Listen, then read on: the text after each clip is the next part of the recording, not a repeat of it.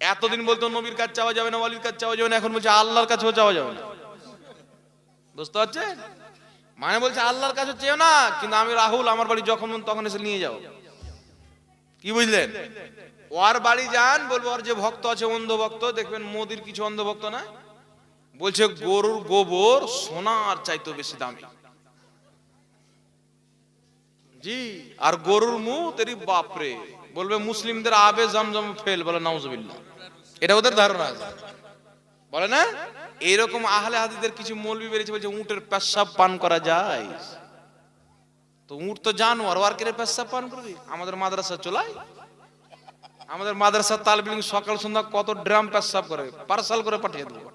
আস্তে আমিন বলা, এটাই হচ্ছে নবীর সুন্নাত। জোরে আমিন বলা এটা সুন্নাত সম্মত না। এইবার চলে আসেন 700 জন ফকির ফতোয়া শুনেলেন, আপনাদের বক্তব্য শেষ করে দেবো। কতজন ফকি? 700 জন ফকি ফতোয়া হিন্দিয়ার মধ্যে রয়েছে। যে কিতাবটি 700 জন কমবেশ ফোকাহায়ে কেরাম একত্রিত হয়ে কিতাবটিকে লিখেছেন, সেই কিতাবের মধ্যে 700 জন ফোকাহা ফতোয়া দিয়েছেন। ফকি কাকে বলে একটু শুনেলেন। আল্লাহ কুরআন পাকে বলছেন, ইয়া আইয়ুহাল্লাযীনা আমানু আতিউল্লাহ ওয়া আতিউর রাসূল ওয়া উলিল আমরি মিনকুম। আল্লাহ বলছেন ঈমানদার আল্লাহর আদেশ মানো, রাসূলের আদেশ মানো এবং হুকুম দাতাদের আদেশ মানো। এই হুকুম দাতাকে হযরত আব্দুল্লাহ ইবনে আব্বাস তাফসীর করেছেন, ইয়ানি উলামা ওয়াল ফুকাহা, আলিমগণের হুকুম মানো এবং ফকিহগণের হুকুম মানো। তো জগৎ বিখ্যাত ফকি 700 জন ফুকাহায়ে কেরাম একত্রিত হয়ে ফতোয়া দিয়েছেন। আস্তে আমিন বলা, এটাই হচ্ছে মুস্তাফার সুন্নাত, এটাই হচ্ছে সাহাবার সুন্নাত। জোরে বলতে হবে সুবহানাল্লাহ। তাই আমিন আমাদেরকে জোরে বলতে হবে না আস্তে। সুন্নাতে চলার কারণই হচ্ছে সুন্নি মুসলমান। কারণ আমার নবী বলেছেন যে জান্নাতি দল হবে তার নাম হবে আহলে সুন্নাত ওয়াল জামাত। আর আহলে সুন্নাত ওয়াল জামাতের শর্ট হলো সুন্নি। সুবহানাল্লাহ। আহলে সুন্নাত ওয়াল জামাত মানে সুন্নাত ওয়ালা জামাত, আর সুন্নি মানে সুন্নাত ওয়ালা। তাহলে সুন্নাত ওয়াল জামাতকে শর্ট করে যদি বলা হয় তো সুন্নি মুসলমান বলা হয়। যারা নবীর সুন্নাতে আমল করে তারাই হবে জান্নাতি। জোরে আমিন বলা, এটা নবীর সুন্নাত না। বুকের উপরে হাত বাঁধা, এটা নবীর সুন্নাত না। রাফায়ে দান করা, এটা সুন্নাতের অন্তর্ভুক্ত না। কারণ নবী আগে করেছেন, পরে ছেড়ে দিয়েছেন। তো নবী যেটা পরে গ্রহণ করেছেন সেটার উপরে আমল করা সুন্নাত। যারা বিনা রাফায়ে দান নামাজ পড়ে সেটাই হচ্ছে নবীর সুন্নাত। জোরে বলতে হবে সুবহানাল্লাহ। তো আমরা সুন্নাতে আমল করি, তোরা মানসুখ গুলোর উপর আমল করিস। তাহলে সুন্নাতি কারা হলো? আহলে সুন্নাত ওয়াল জামাত কারা হলো? আরেকটি মাসলা ক্লিয়ার করে দিই বাবজি, বক্তব্য শেষ। দোয়া, দোয়া 2 মিনিট মাত্র। নামাজের শেষে দোয়া নিয়ে মারামারি করছে এখন। এতদিন বলতো নবীর কাছে চাওয়া যাবে না, ওয়ালির কাছে চাওয়া যাবে না, এখন বলছে আল্লাহর কাছেও চাওয়া যাবে না। বুঝতে পারছেন? মানে বলছে আল্লাহর কাছে চেয়েও না, কিন্তু আমি রাহুল, আমার বাড়ি যখন তখন এসে নিয়ে যাও। কি বুঝলেন? ওর বাড়ি যান, বলবো ওর যে ভক্ত আছে অন্ধ ভক্ত, দেখবেন মোদির কিছু অন্ধ ভক্ত না, বলছে গরুর গোবর সোনার চাইতে বেশি দামি। জি, আর গরুর মুখ তেরি বাপরে, বলবে মুসলিমদের আবে জমজম ফেল, বলে নাউজুবিল্লাহ। এটা ওদের ধারণা আছে, বলে না? এইরকম আহলে হাদিসদের কিছু মৌলবি বেরিয়েছে, বলছে উটের পেশাব পান করা যায়। তো উট তো জানোয়ার, ওর কে পেশাব পান করবি? আমাদের মাদ্রাসা চলাই, আমাদের মাদ্রাসার তালিব ইলম সকাল সন্ধ্যা কত ড্রাম পেশাব করে, পার্সেল করে পাঠিয়ে দেবো। না কি বলেন? তো জোলহা পাগলা লোক কোথায় কোন হাদিস কিভাবে নবী বলেছেন, যদি হাদিস বুঝনেওয়ালার কাছে না বুঝে তাহলে মূর্খ হবে কি হবে না? গুমরাহ হবে কি হবে না? মুহাদ্দিসিন কেন তৈরি হয়েছেন? মুহাদ্দিসিন এই জন্য তৈরি হয়েছেন যে উনাদের মাধ্যমে আমরা হাদিস বুঝবো। জোরে বলেন সুবহানাল্লাহ। ফুকাহা এই জন্য তৈরি হয়েছেন, উনাদের মাধ্যমে আমরা দ্বীন শিখবো। মুফাসসিরকে আল্লাহ এই জন্য পাঠিয়েছেন, উনাদের মাধ্যমে কোরআন পাকের তাফসীর শিখবো। জোরে বলেন সুবহানাল্লাহ। আর এরা বাড়িতে বসে বসে হাদিস পড়ছে আর জাতিকে বলছে উটের পেশাব পান করা যায়। তো উটের যদি পেশাব পান করা যায় তো আমাদের তালিব ইলমে তো আল্লাহর আশরাফুল মাখলুকাত, উটের চাইতে কত বেশি দাম। তো আমাদের মাদ্রাসা চলে যে রাসূলুল্লাহর মেহমান তালিব ইলম, এদের যত পেশাব হয় বলবো এটা বাথরুমে করিও না, সব ড্রামে করি। পার্সেল করে যত আহলে হাদিস আছে লাগাই দিয়ে দেবো 2 বোতল করে, নাকি বলেন? তো আরএসএস এর দালাল আর তোমাদের মধ্যে তফাৎ কি থাকলো? ওরা গরুর মুত পান করে, তোমরা উটের মুত পান করা জায়েজ বলো। তফাৎ থাকলো কি? ওরা গোবর খায় আর তোমাদের ব্রেনে গোবর ভরা আছে।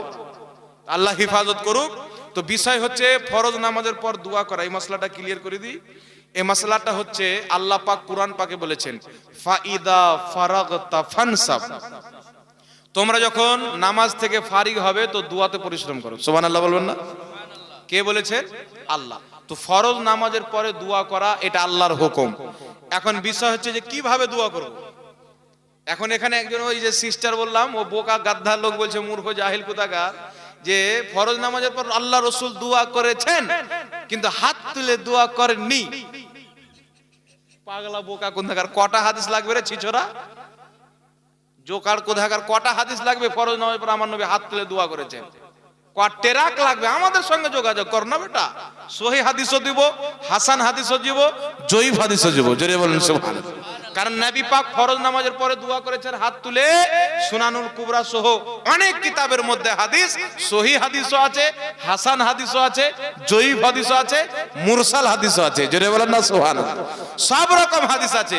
তাই ফরজ নামাজের পরে দুই হাত তুলে দোয়া করা এটা নবী পাকের সুন্নাত, আর সম্মিলিত দোয়া করা এটা সাহাবার সুন্নাত। জোরে বলেন সুবহানাল্লাহ। এরা এতদিন জাতিকে বুঝাতো যে ফরজ নামাজের পর হাত দোয়া করা জায়েজ নয়, দোয়া করাই বিদআত। তারপরে যখন সুন্নিরা দলিল দিতে লেগেছে কোরআন ও হাদিস থেকে, বলছে দোয়া তো করা যাবে কিন্তু হাত তুলে দোয়া করা বিদআত। এখন সুন্নিরা যখন হাত তোলারও দলিল দিচ্ছে তো বলছে সম্মিলিত দোয়া করা বিদআত। এবার সম্মিলিত যখন দিয়ে দেবো তো বলবে যে সপের উপরে দোয়া করা বিদআত। বুঝতে পারছেন? ভাদর মাসের পাগলা কুত্তা হয়ে গেছে, মানে কিছু তো বলতেই হবে। তাই সম্মিলিত দোয়ার একটা হাদিস আপনাদেরকে শুনিয়ে দিচ্ছি। আল বেদায়া ওয়ান নেহার মধ্যে ইবনে কাসির লিখেছেন, হাদিসটি হচ্ছে কিছু সাহাবী সফরে ছিলেন, তো ফজরের নামাজ আদায় করবেন, তো উনাদের উট সামান টামান সব হারিয়ে গেছে, কিছু নাই। কোথায় উট চলে গেছে না কে নিয়ে চলে গেছে। তো সাহাবায়ে কেরাম ফজরের নামাজ আদায় করলেন। ফজরের নামাজ আদায় করার পর সবাই সম্মিলিতভাবে দোয়া করলেন। দোয়া করতে করতে সূর্য বেরিয়ে পড়ল লম্বা, খুব আল্লাহর দরবারে গিরিয়া জারি করলেন, কান্না করে করে দোয়া করলেন। দোয়া করতে করতে এমন ভাবে আল্লাহ দোয়া কবুল করলে, কারণ সাহাবার ঈমান ছিল আমার নবী বলেছেন।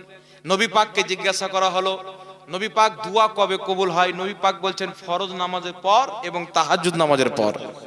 তো সাহাবা জানতেন নবী পাক বলেছেন ফরজ নামাজের পর দোয়া কবুল হয়। আমাদের উট হারিয়ে গেছে, সামান হারিয়ে গেছে। আর হাকিম আল মুস্তাদরাকের মধ্যে হাদিস, নবী পাক বলেছেন যেখানে একদল লোক দলবদ্ধভাবে দোয়া করে, একজন দোয়া করবে বাকি সবাই আমিন বলবে, তারা আল্লাহর কাছে যা চাইবে আমার আল্লাহ তাদেরকে তাই দিবে। জোরে বলেন সুবহানাল্লাহ। তো সাহাবা বলছেন নবীর হাদিস ফরজ নামাজের পরে দোয়া কবুল হয়, নবীর হাদিস সম্মিলিত দোয়া করলে যা চাইবো তাই পাওয়া যায় আল্লাহর দরবারে। ফজরের ফরজ নামাজ আদায় করার পর সম্মিলিত দোয়া করছেন, হাত তুলে একজন দোয়া করছেন, বাকি সবাই আমিন বলছেন।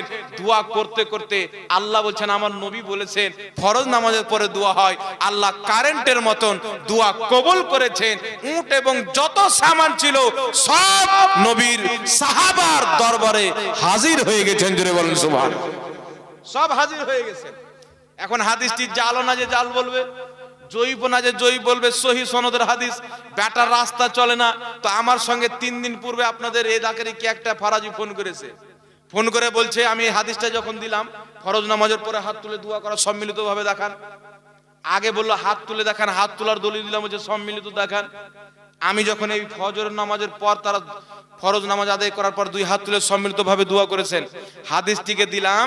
তো বলছে ফজরের নামাজ আদায় করার পরই, ফরজ নামাজ আদায় করার পরে দোয়া করেনি, তারপরে নফল নামাজ পড়েছেন, তারপরে দোয়া করেছেন। আমি বললাম এই জন্য তো বলি যেখানে জ্ঞান থাকে ওয়াহাবি থাকে না, আর যেখানে ওয়াহাবি থাকে জ্ঞান থাকে না। আমি বললাম ফরজ নামাজের পরে, ফজরের ফরজ নামাজের পরে নফল নামাজ তোর বাপের শরীয়তে পালি? বলেন তো এরা ঘাস খায় না ভুসা খায়? গোবরের মুখ আর আপনার কি বলে উটের মুখ খায়। এ মুতখোর হওয়ার কারণে বুঝতে পারে না। আমি বললাম আরে বোকা, ব্রেনকে সাফ কর, পাগলা কুত্তা কোথাকার। ফজরের ফরজ নামাজের পরে কোনো নফল নামাজ নেই, আগেও নাই পরেও না। তো তুই কি বললি নফল নামাজ আদায় করার পর?